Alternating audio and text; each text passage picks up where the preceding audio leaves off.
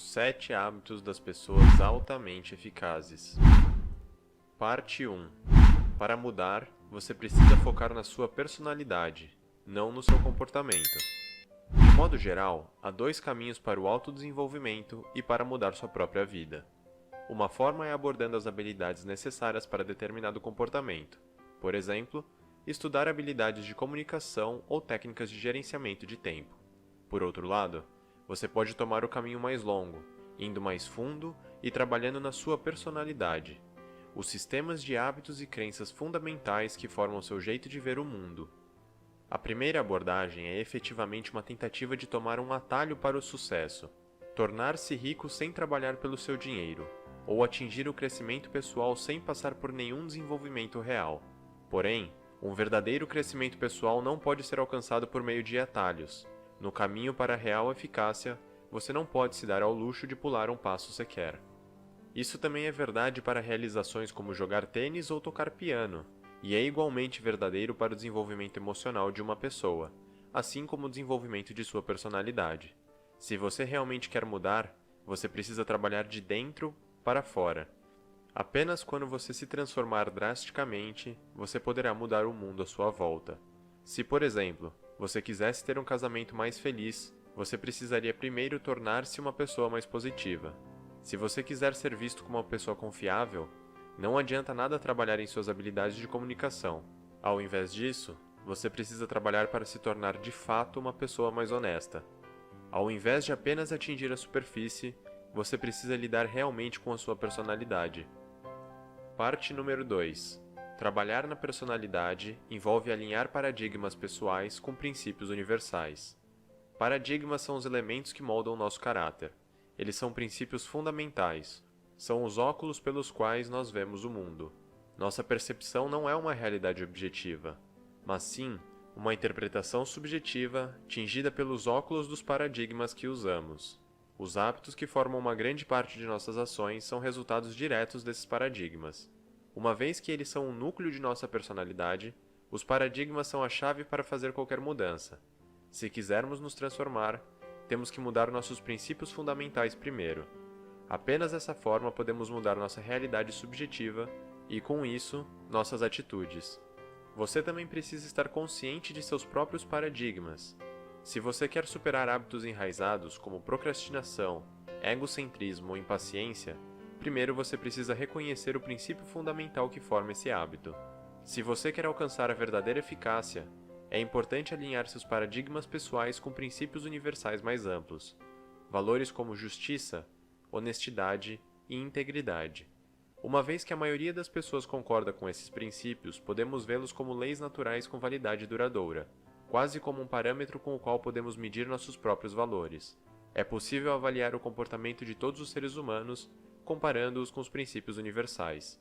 Quanto mais formos capazes de alinhar nossos comportamentos a eles, mais eficazmente seremos capazes de nos integrar ao mundo à nossa volta. E já que nossa atitude é diretamente formada pelos nossos princípios fundamentais, podemos dizer: trabalhar na personalidade envolve alinhar paradigmas pessoais a princípios universais. Parte número 3. Hábito número 1. Seja proativo e assuma o controle de seu próprio destino. Dentro de cada um de nós, existe uma necessidade humana básica de tentar influenciar o mundo à nossa volta. Ou, em outras palavras, ser proativo. Isso é o que nos distingue dos animais. Um animal simplesmente age segundo a maneira como está programado. Um estímulo externo desencadeia uma reação particular. Os humanos, pelo contrário, se programam. Somos capazes de refletir no tempo entre o recebimento do estímulo e a reação. A habilidade de externamente observar a nós mesmos e nossas ações nos permite decidir ativamente como reagimos às influências externas. Um ótimo exemplo de proatividade foi Viktor Frankl. Ele foi capaz de assumir o controle de seus sentimentos durante o tempo em que esteve nos campos de concentração, incluindo Auschwitz. Ele simplesmente decidiu que ele não permitiria que seus algozes controlassem seus sentimentos mais íntimos. Muitas pessoas, ao contrário, não são proativas na vida, mas sim reativas.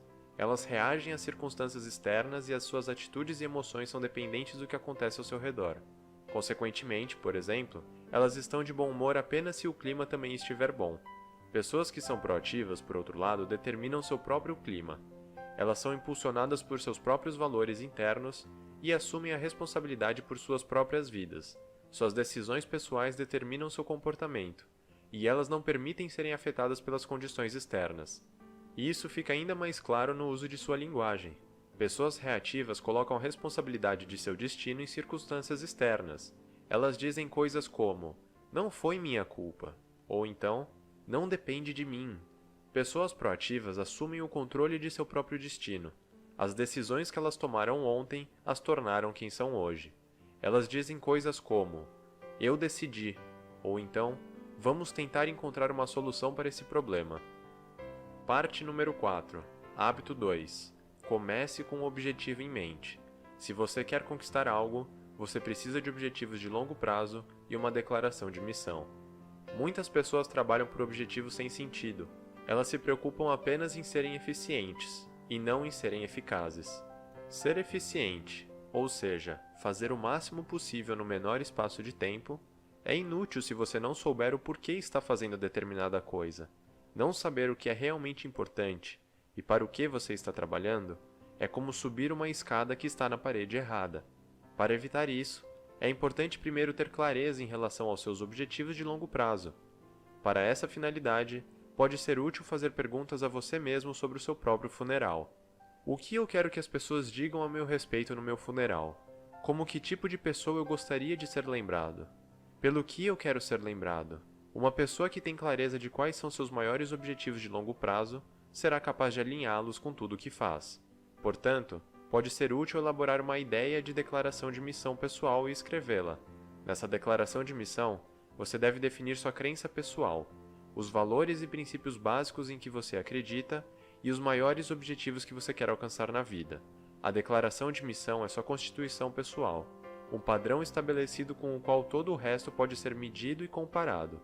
Ter tal compasso dá a sensação de direção e de segurança. Parte número 5. Para atingir os seus objetivos, você precisa visualizar o resultado de cada ação o mais claramente possível antes de realizá-la. Todas as ações são, na verdade, realizadas duas vezes. Primeiro, quando visualizamos a ação com uma imagem mental, e depois, quando de fato a realizamos. Quanto mais exata e realista for a imagem mental da ação, melhor será a execução, e, portanto, melhores serão os resultados. Dessa forma, é importante ter duas coisas em mente o tempo todo. Primeiramente, você deve estar sempre consciente dos seus objetivos de longo prazo, seus valores e suas normas, para que você possa alinhar todas as suas ações com eles. Você deve saber sempre exatamente em qual alvo você está apontando, porque se você não souber para onde está mirando, você se tornará simplesmente um peão passivo no jogo de outra pessoa. Segundo, você deve formar uma imagem mental o mais concreta possível sobre o que você está prestes a fazer. Definir exatamente aquilo que deve ser alcançado. Você deve visualizar como você vai apontar o seu arco para que você possa acertar o alvo. Esse tipo de antecipação visual funciona em todas as situações possíveis. Por exemplo, muitos atletas competitivos são treinados para visualizar como eles vão dar a largada, completar a corrida de maneira perfeita e terminar em primeiro lugar. O mesmo princípio é verdadeiro para um escritório. Primeiro, você precisa de uma imagem clara, que possa ser traduzida em ações concretas. É muito mais produtivo dedicar seu tempo antecipando uma ação e visualizando um resultado desejado do que agindo precipitadamente. Parte número 6. Hábito número 3. Se você quiser ser realmente eficaz, busque sempre, primeiro, o mais importante. Se você quiser influenciar de maneira proativa situações na vida e tem um objetivo claro em sua mente, você precisa de bons hábitos que vão ajudá-lo a traduzir essas metas em ações. Uma missão ou visão apenas pode se tornar realidade se você realmente praticá-las todos os dias.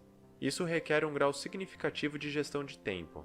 A maioria das técnicas de gestão de tempo funciona aumentando a eficiência, e não melhorando a eficácia. Além disso, geralmente elas restringem relacionamentos, e são, na verdade, contraprodutivas no longo prazo. Na maioria do tempo é suficiente apenas se lembrar da seguinte frase: primeiro, o mais importante. Priorizar o que é importante significa rigorosamente garantir que as coisas importantes estão sendo cuidadas, que as coisas menos importantes estão sendo colocadas de lado, ou então sendo delegadas ou tratadas mais tarde. Como podemos definir quais coisas são importantes? As coisas que são de fato importantes são aquelas que nos aproximam de nossos objetivos finais, e aquelas que são coerentes com nossa declaração de missão, nossos valores e princípios. Isso, portanto, não inclui aquelas inúmeras tarefas urgentes que temos que enfrentar todos os dias. Em vez disso, as coisas importantes são aqueles projetos e tarefas que talvez não sejam urgentes, mas que são parte de uma visão mais ampla e têm um efeito considerável no longo prazo. Para que você seja capaz de dedicar-se a essas tarefas cruciais, você precisa aprender quando dizer sim e quando dizer não. Mesmo que você tenha um desejo ardente para dizer sim, você deve ser capaz de dizer não, uma vez que o que está sendo pedido não contribui em nada com a realização de seus objetivos de longo prazo. Parte 7. Hábito 4. Pense ganha-ganha para obter a sua parte do bolo e construir relacionamentos ao mesmo tempo. Muitas pessoas são moldadas pelo paradigma ganha-perde. Elas enxergam todas as situações como uma competição, e os outros como competidores na batalha pelo maior pedaço do bolo.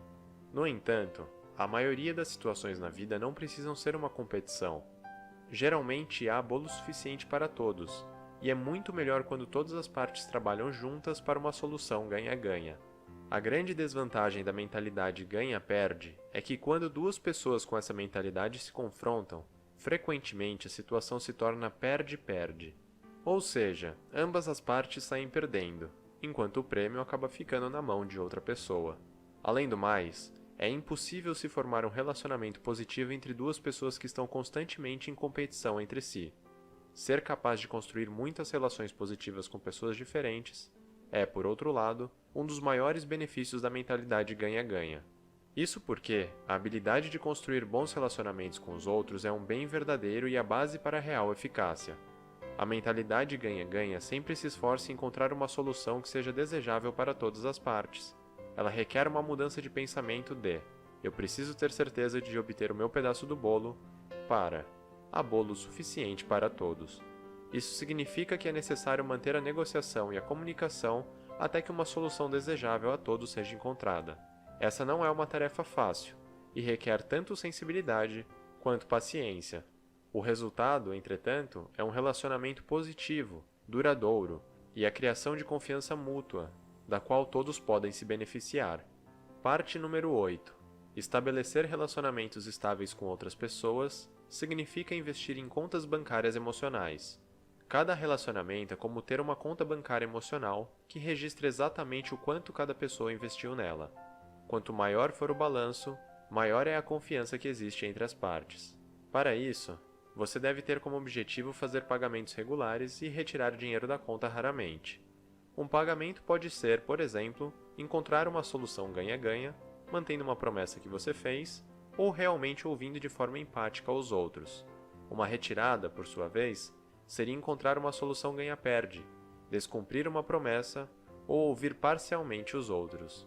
Uma vez alcançado o equilíbrio máximo da sua conta, você deve entender as necessidades e a declaração de missão das outras pessoas, e também investir nisso.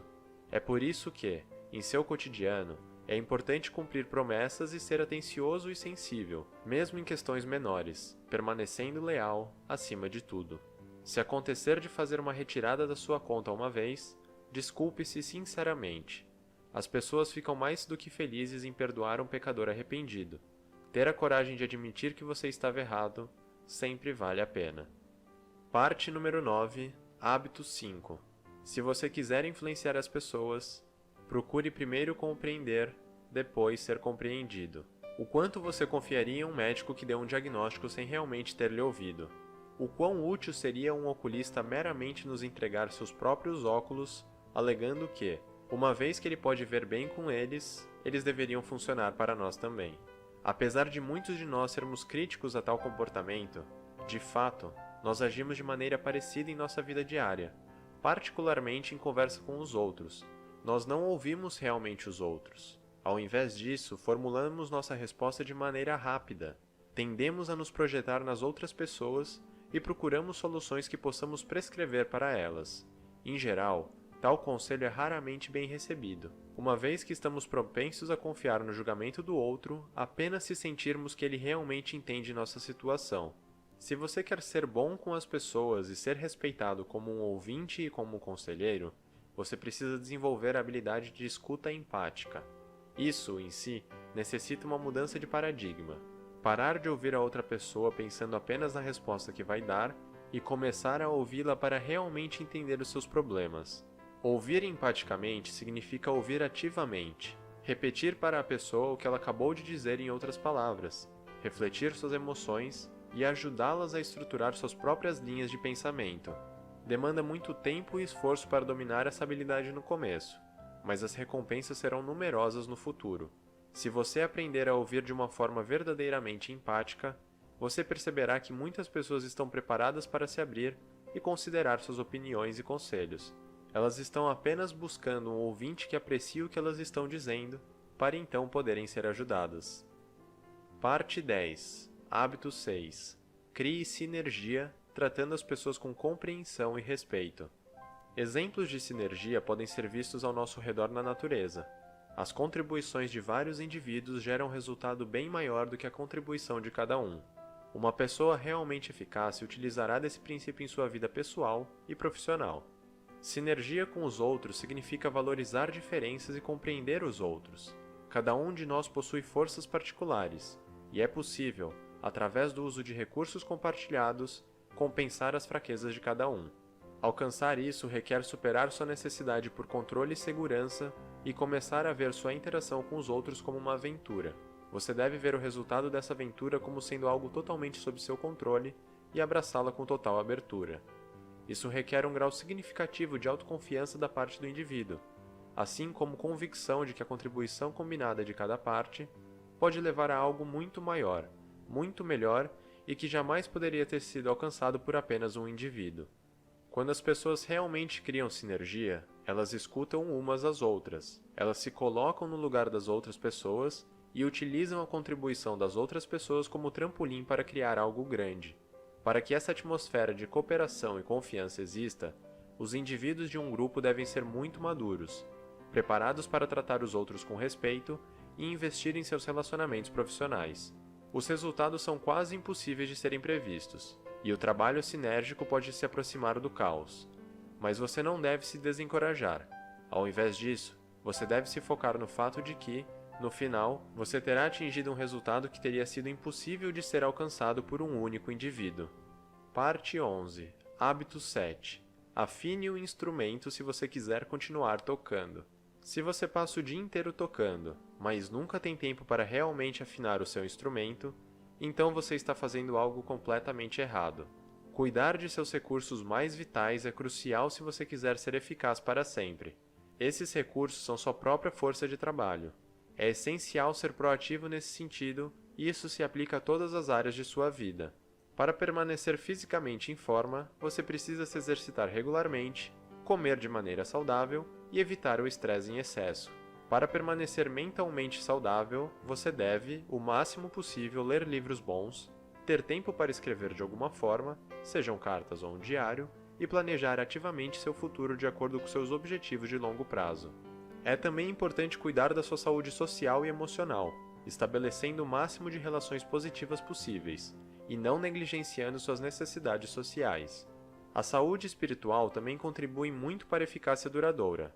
Isso pode significar rezar ou meditar, mas também pode significar confrontar regularmente suas próprias normas e valores, refletindo ativamente sobre eles. Mais importante, você deve conscientemente ter tempo para se recuperar e se reabastecer. Muitas pessoas alegam que não conseguem encontrar tempo para fazer isso. Porém, no longo prazo, o tempo gasto dessa maneira produzirá muitas recompensas no que diz respeito à produtividade e ao bem-estar. Essa maneira de pensar se aplica a todas as áreas da vida, nas quais a produtividade tem um papel importante. As empresas não devem pensar apenas no produto que querem produzir, mas também no bem-estar de seus funcionários. Resumo final. Ser verdadeiramente eficaz quer dizer estar claro sobre o que você quer conquistar, e ser proativo em transformar as suas metas em ações. Isso é mais facilmente alcançado se você se esforçar para criar sinergia com os outros, investir em relacionamentos duradouros e manter um estilo de vida equilibrado. Recapitulando. Hábito 1. Seja proativo. Hábito 2. Comece com um objetivo em mente. Hábito 3. Primeiro o mais importante. Hábito 4. Pense ganha-ganha. Hábito 5. Procure primeiro compreender, depois ser compreendido. Hábito 6. Crie sinergia. E, finalmente, hábito 7. Afine o instrumento.